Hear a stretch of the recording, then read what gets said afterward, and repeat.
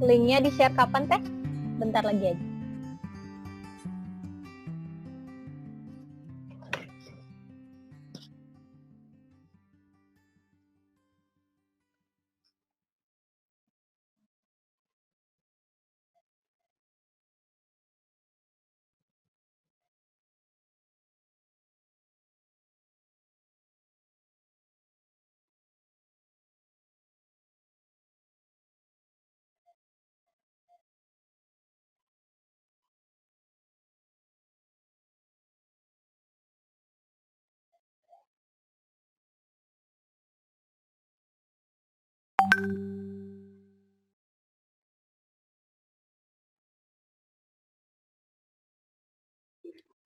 Assalamualaikum. Waalaikumsalam. Teh Almira, Jelas kayak suaranya? jelas, Teh? Oh, ada suara ribut nggak di latar belakang? Ini anaknya lagi nonton sih. Dengeran nggak ya? Nggak terlalu jelas sih kedengarannya. Tapi ada nenek-nenek gitu ya, tapi nggak terlalu dominan. Masih ini, apa, suara tetehnya masih jelas.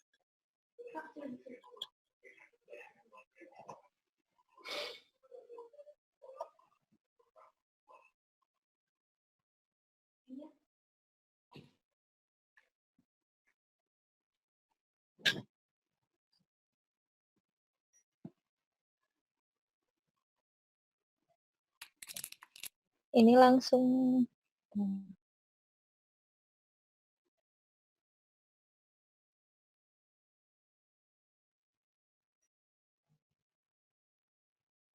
Teh Almira, nanti biar enaknya Nisa manggil teteh, dokter atau teteh aja.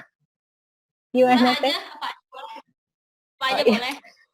Nanti kalau misalnya terpakai dua-duanya, maaf ya, Teh. Saya kadang-kadang harus konsisten ya. Terus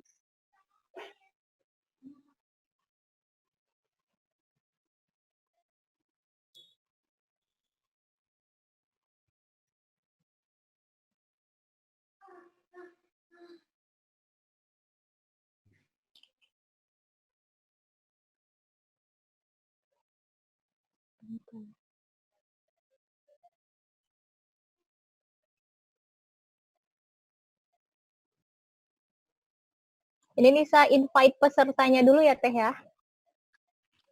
Boleh.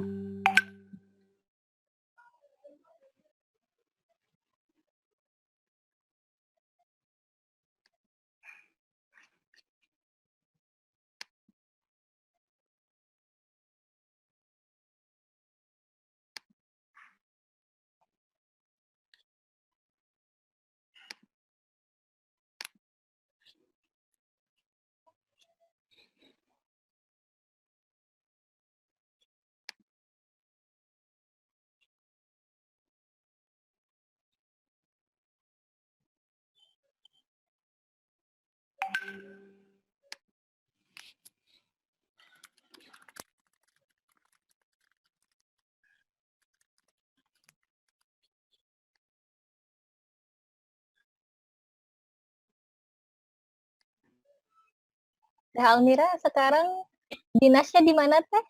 Saya rencana di Rumah Sakit Edelweiss, tapi masih tunggu izin operasional. Oh gitu.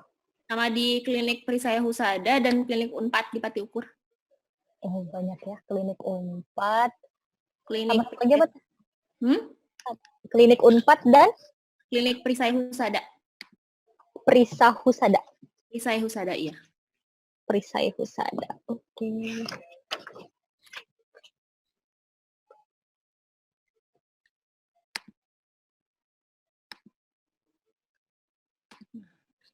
Kalau konselor menyusuinya itu di komunitas. Enggak, itu di 3 tempat itu nanti saya buka klinik laktasi. Oh gitu. Oke.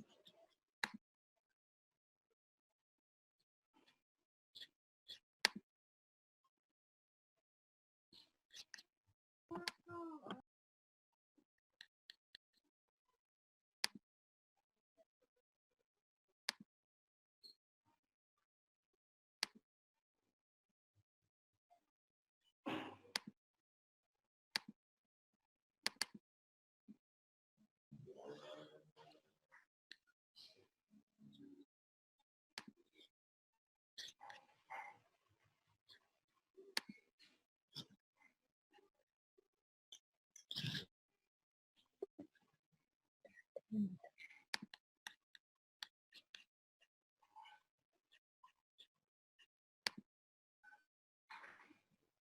ada beberapa peserta. Selamat datang Bunda dan calon Bunda.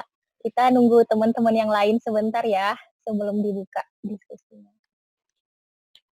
Udah ada 10.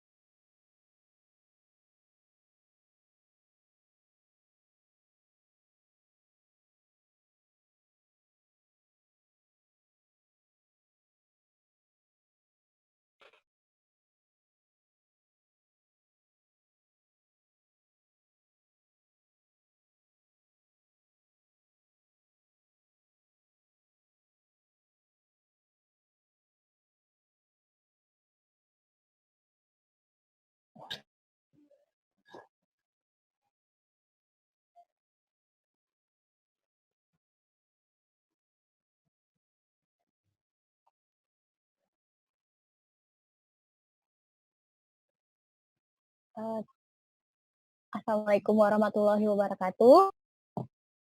Selamat datang Bunda dan calon Bunda sekalian di kelas online pada siang hari ini. Sebelumnya saya ingin menjelaskan terlebih dahulu, kelas ini diadakan atas inisiasi Maths On, sebuah portal edukasi kesehatan yang ada di Instagram dan di YouTube, seperti itu.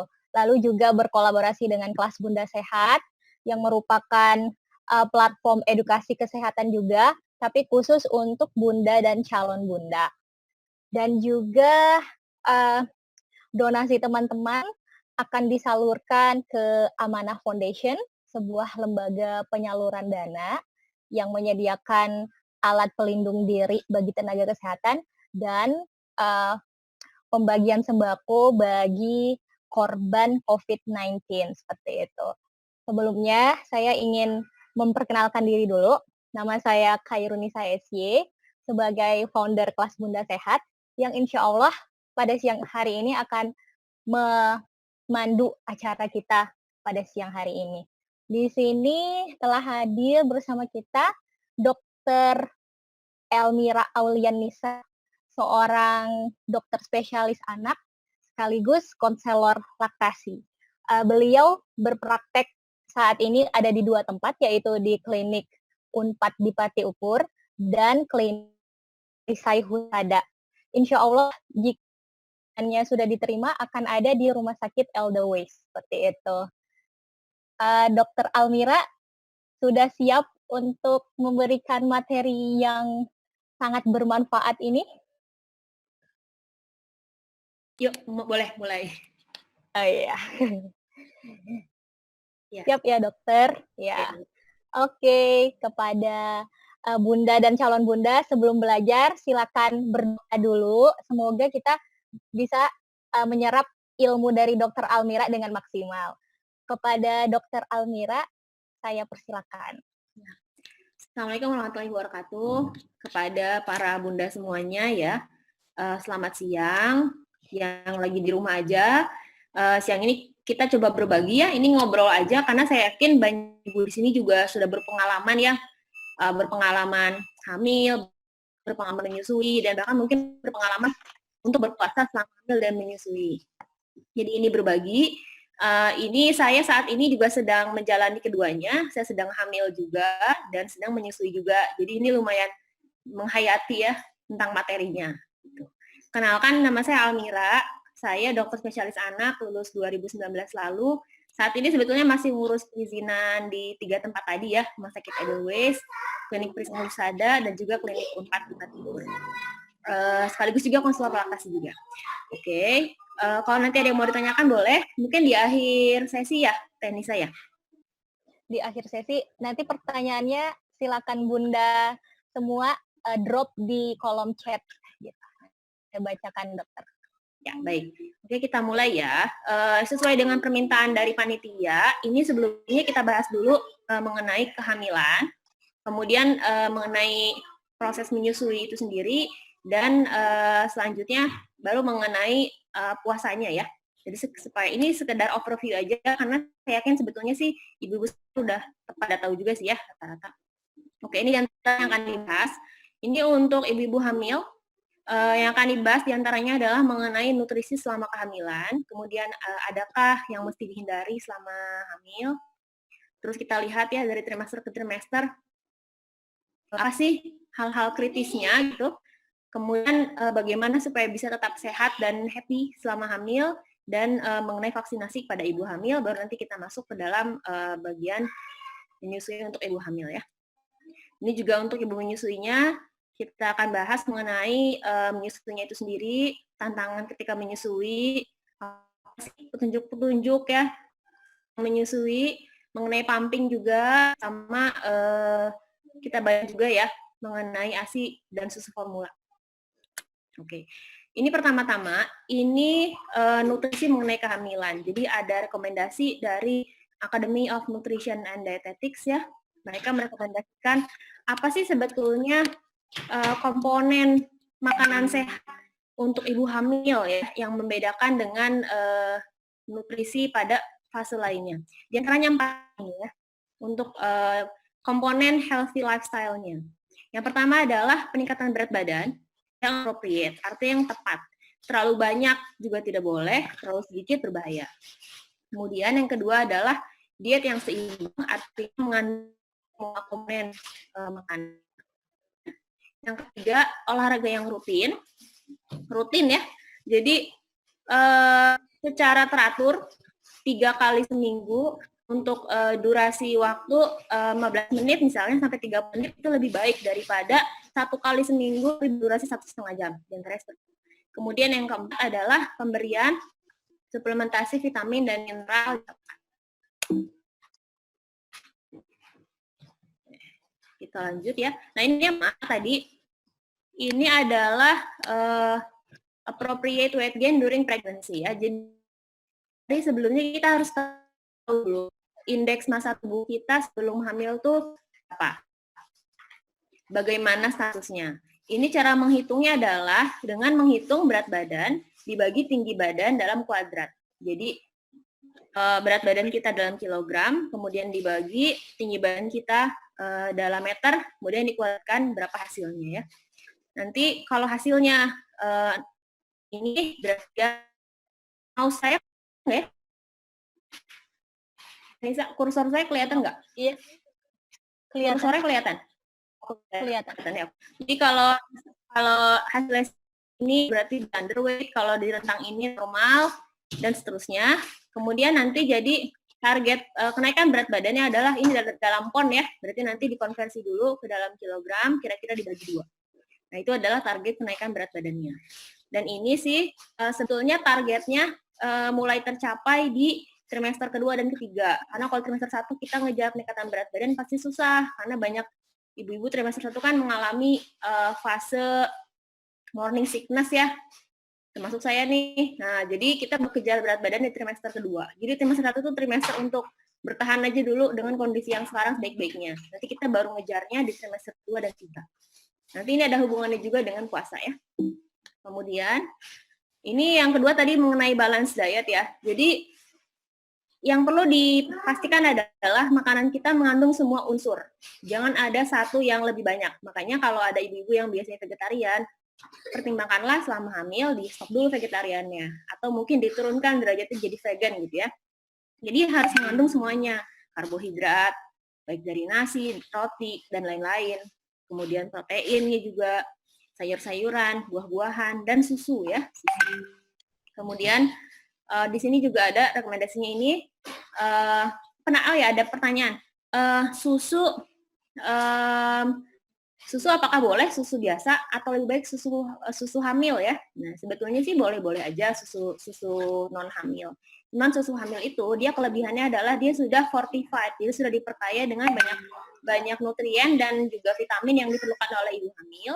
Kemudian juga seringkali ditambahkan vitamin B6 yang bisa meminimalisasi rasa mualnya itu sendiri. Kemudian rata-rata juga susu hamil itu dia non fat atau low fat. Nah, jadi lebih baik ya dibandingkan kalau untuk kebutuhan ibu hamil. Kemudian karena kita butuh jumlah cairan yang banyak nih selama hamil nih ya. Jadi perbanyak minum air ya. Boleh sih sekali-sekali minum teh ya. Tapi jangan terlalu banyak sebetulnya karena jumlah cairannya yang sedikit nantinya. Kemudian kopi apakah boleh? Boleh sebetulnya.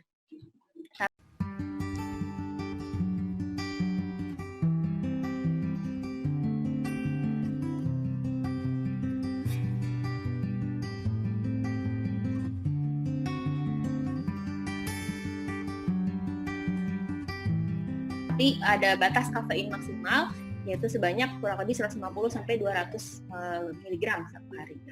Gitu.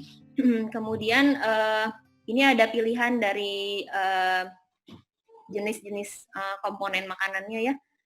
Hati-hati misalnya ketika beli protein, ikan-ikanan, hati-hati ikannya harus yang jelas ya. Jangan makan ikan mentah.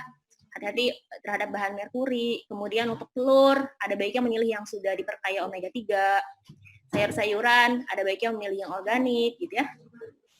Kemudian buah-buahan juga, kalau misalnya sedang sangat mual, mungkin buah-buahan yang sifatnya sangat asam dihindari dulu.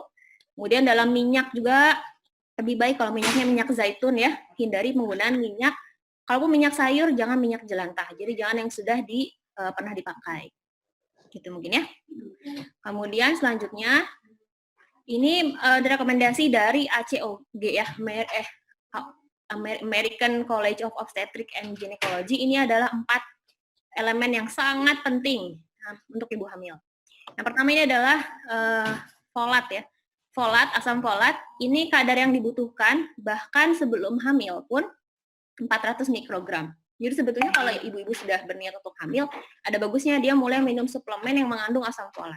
Bisa sih mengusahakan dari konsumsi makanan-makanan ini ya, jeruk, cabbage, ini ya, brokoli, alpukat. Tapi seringkali sulit. Nah, jadi ada bagusnya juga minum suplemen. Boleh diminum sejak sebelum hamil. Nah, ketika kita sudah hamil, kebutuhannya meningkat menjadi 800 sampai 1000 mikrogram. Nah, ini biasanya sudah terpenuhi di dalam suplemen kehamilan ya. Jadi sumber-sumbernya tadi bisa cranberry, pear, orange, apple, atau tadi alpukat kita lihat brokoli ya. Kemudian yang kedua kalsium. Untuk kalsium ini yang di kanan atas ini. Nah, ini ya. Kalsium ini untuk perempuan usia reproduktif dari 19 sampai 50 tahun ini kebutuhan 1000 mg. Di atas 50 tahun kebutuhannya 1200 mg, tapi dengan batas atas 2500 mg. Nah, kalsium ini sangat penting karena nanti dia ketika kita hamil, kalau kita kalsium rendah, kita jadi sering kram-kram ya, baik kram di seluruh tubuh maupun kram perut. Nah, ini bakal kerasa kalau kita kurang kalsium. Nah, ini bisa didapat dari anggur, stroberi, brokoli, beet, atau ya ada di kadang-kadang diresepkan juga ya kalsium tambahan. Coba dilihat juga suplemen kalsium yang diminum, berapa kalsium yang dikandung dalam suplemen itu. Kemudian yang ketiga besi. Untuk besi tadi kebutuhannya untuk perempuan usia produktif 18 mg, ketika hamil naik menjadi 20 mg, tapi sebaiknya tidak melebihi 45 mg. Ini adalah sumbernya bisa dari lobak, bayam, kemudian lettuce ya. Dan yang terakhir tadi ini adalah protein ya. Protein juga kita perlu dalam jumlah yang banyak. Nah, ini tadi, dan tambahannya lagi adalah DHA. Nah, ini DHA juga penting karena nanti si omega 3-nya ini penting untuk perkembangan otak dan mata. Jadi itu adalah 4 komponen penting selama masa kehamilan yang usahakan makan banyak-banyak yang mengandung 4 komponen itu, tapi lebih aman lagi adalah minum suplemen yang mengandung keempatnya gitu. Jadi supaya kita bisa pasti bahwa diet kebutuhan kita dalam satu hari itu terpenuhi seluruhnya ya. Kemudian makan dengan benar, ini manfaatnya adalah, jadi kalau lagi hamil kan trimester pertama khususnya ya, kita kadang-kadang ada kecenderungan ingin makan semau kita aja ya, lagi ngidamnya apa makan itu aja gitu kan ya. Tapi memaksakan diri untuk makan dengan benar itu ada manfaatnya. Yang pertama adalah kita bisa menjaga energi kita, kemudian kita menghindari komplikasi kehamilan, menghindari juga peningkatan berat badan yang berlebihan, kemudian memastikan nantinya janin kita tumbuh dan berkembangnya dengan baik, kemudian menghindari juga komplikasi nanti saat melahirkan, dan menghindari infeksi karena makanan yang tidak higienis. Nah, prinsipnya apa? Prinsipnya adalah yang pertama, makanlah 3-5 kali sehari. Ketika mual, maka makan dengan porsi yang kecil tapi sering. Nah, makan yang lebih sering ini juga bisa membantu kita mengurangi gejala dari morning sickness karena nanti asam lambungnya akan lebih terkendali ya. Kemudian makan dengan diet yang seimbang, tadi semua komponennya terpenuhi. Sarapan ya, karena pagi-pagi itu kita biasanya kadar hipoglikeminya atau kadar gula darahnya itu rendah sekali, itu juga bisa memperberat morning sickness ya. Kemudian makan snack ya, jam 10, jam 4, yang terdiri dari makanan biskuit, sereal, buah-buahan, kacang, keju, yogurt, juga bisa. Pilih makanan yang segar dibanding makanan yang udah diproses atau makanan yang sudah diawetkan. Batasi garam, kemudian batasi juga makanan-makanan yang berkafein. Kemudian ini tadi makanan yang sebelah kiri yang tadi ya sudah dibahas. Nah, ini yang dihindari ini manis-manisan boleh, jangan terlalu banyak. Makanan pedas juga boleh, jangan terlalu banyak juga ya. Kemudian fast food, ya ini kira-kira ya, alkohol terutama, itu mah pasti ya, karena nanti bisa bikin ada fatal syndrome ya, fatalnya jadi bisa aja fatal death. Kemudian makanan mentah juga jangan, tadi risiko toksoplasma juga ada di situ. Garam juga dibatasi. Kemudian makan makanan yang mentah juga tadi ya. Sekarang mengenai exercise atau olahraga, banyak sekali ya manfaatnya untuk ibu hamil. Di antaranya tuh bisa memperkuat jantung, kemudian meningkatkan sirkulasi darah, menguatkan otot juga, nanti membantu saat proses kelahiran ya. Kemudian jantung ini nanti fungsinya juga di trimester ketiga tuh kan kita kalau yang pernah hamil mungkin ngerasa agak lebih gampang sesek ya, gampang capek. Nah kalau kita udah terbiasa nih ritme jantungnya dengan olahraga, dia akan lebih kuat kita menjalaninya. Kemudian juga membantu penyerapan dari kalsium, menguatkan imunitas juga, jadi gak gampang sakit ya. Karena bisa dibilang ketika hamil tuh imunitas kita tuh turun. Soalnya kalori yang kita makan itu secara alami dia akan lebih banyak dialokasikan untuk pertumbuhan janin. Jadi ibu nggak jadi prioritas. Makanya ibu hamil tuh sebetulnya sangat rentan sekali sakit. Nah, olahraga ini bisa membantu untuk menjaga si imunitas itu ya. Kemudian membantu ibu-ibu juga untuk rileks ya, mencegah konstipasi juga, terutama di trimester pertama dan ketiga tuh sering konstipasi kan, olahraga ini bisa membantu juga menjaga kelancaran BAB ya. Kemudian menjaga mood, membantu tidur, terutama nanti di trimester ketiga. Kemudian juga ada penelitian yang bilang dia meningkatkan memori ya, daya ingat. Dan nanti kalau kita rutin ketika kita sudah melahirkan lebih cepat nantinya untuk turun berat badannya. Tapi ada prinsip yang mesti dilihat. Di antara prinsipnya adalah jangan olahraga kalau sebelumnya punya riwayat sering aborsi ya, riwayat abortus. Kemudian ada riwayat pendarahan, hipertensi, atau sekarang sedang sakit atau demam. Tidak perlu memaksakan olahraga. Kemudian prinsip kedua adalah olahraga rutin itu lebih baik daripada olahraga yang hanya sekali tapi lama. Kemudian mulailah dari yang intensitas rendah dulu. Kita harus tahu, kita harus bisa mengukur kemampuan kita. Jadi kalaupun ada ibu hamil lain yang kuat menjalani olahraga yang lebih berat, nggak berarti kita harus seperti itu. Kita harus